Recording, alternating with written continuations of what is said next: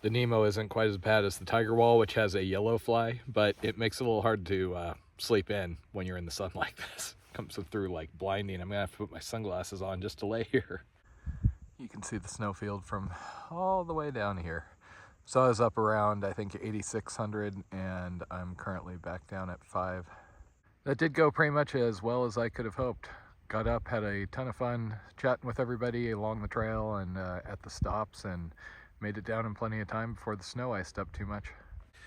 So I'm currently sitting here drinking coffee at mile 150. Mile 187 is my next resupply. There's a box waiting for me at the store at Summer Haven. That one will then get me down to Oracle, where I meet Jen Friday night. My plan is to finally go in, get a shower, etc., etc. It'll have been like 2 weeks. And then she'll drive out that night. We'll get to spend Friday night together. By Saturday, we'll be out on trail, and she'll be with me until the following Saturday for her spring break, at which point we may get a hotel again because we won't see each other for a while per the plan. And then I'm back out here solo. At this point, my big concern is starting to be the snow. I hear at mile 450, it gets kind of interesting. So I still have time, still got a couple of weeks out here, but I actively am contemplating maybe I need to, go slower, not just try and push it as fast as I can manage. I was talking to Shrink yesterday at the lower camp, Grass Shack, and saying, I can handle the snow. However, I don't want to handle the snow. It's one thing if you're day hiking and you've got snowshoes and everything. It's another if you're trying to do distance and you've got all your gear and you got to deal with thawing stuff out overnight and all that. I'll deal with some snow, but if it gets too deep, we'll see. Okay, that's a little better. Yesterday's climb went really, really well. I basically put on my, inspirational 80s playlist and just rocked it up the first couple of 1,000 miles. The only hard part was really on the far side of Mica coming down. I was out there at, 5:30 at night, so the snow had started to crust up a little bit, but I was never really in danger of losing traction, which is good because I didn't have my micro spikes or anything. But there's also enough patches of snow that you can maneuver around to dry ground and walk down in the mud if you need. So this campsite was a little bit closer to the trail than I normally like, but I was just happy to find something that was unoccupied.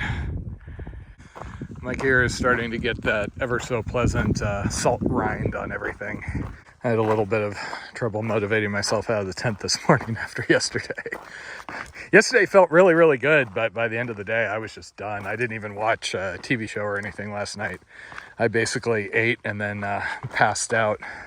Looking ahead, it looks like I have about a day and change of little rolling hills, and then I climb up Mount Lemon, which is going to be not quite as sustained as Mica, but a decent climb. So this looks like my next couple of days. That looks like it's probably Mount Lemon in the back.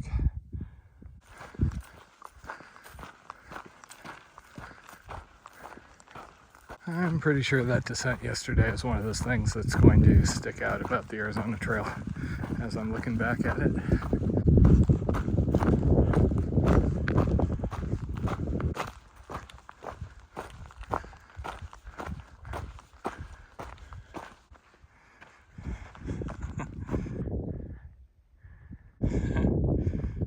$650 miles to go.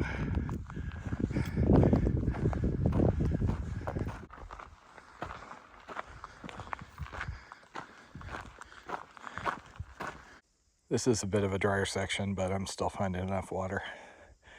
I only need really one fill up every 10 miles or so, if that.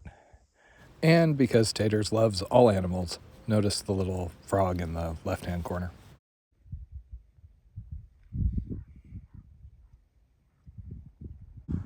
So these boxes are listed on Far Out as resupply boxes, though I don't think that's really gonna scale up very well. In the Sierra, these end up packed with trash, so they've started locking them. There's 1 gallon of water, but belongs to somebody. From my research, you basically don't need to cache unless you're coming late. Maybe if it was a really, really dry year. This year is a lot easier than others. just because of the amount of rain that the west has had. We've got water sources flowing that usually are not at this time. But the other side of that is all the people that were going to leave early apparently delayed a week or two. The ranger yesterday mentioned how this is usually towards the end of the season, and instead this is now towards the front of the herd.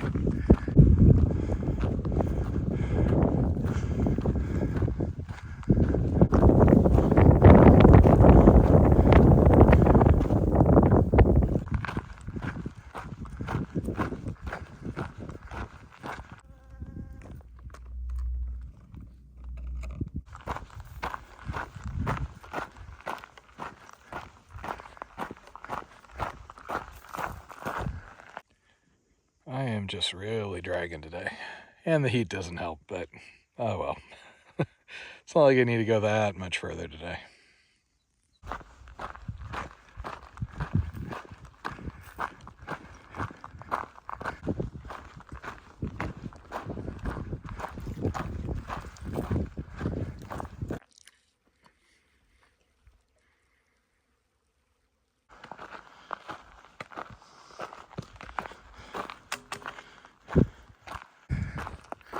I think I'm just looking for a water fill up in a camp that's quiet at this point.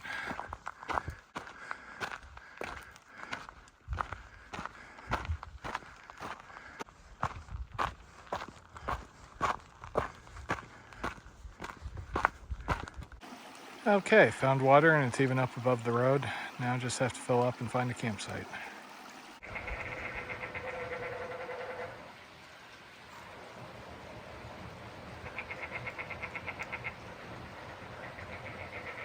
Huh. So since there was a road and campground, if I continued once I got to that water source, I thought it'd be clever and come partway up this canyon, and it seemed like for sure there were going to be campsites. And there were, but the nice one right down by the junction was already taken, and the second one appeared to have been taken by his attempt at a rat hang. But that's okay. I came up, actually went a bit further before realizing that that was going to be a no-go. This will work as long as that branch doesn't fall on me. Home sweet home for the night.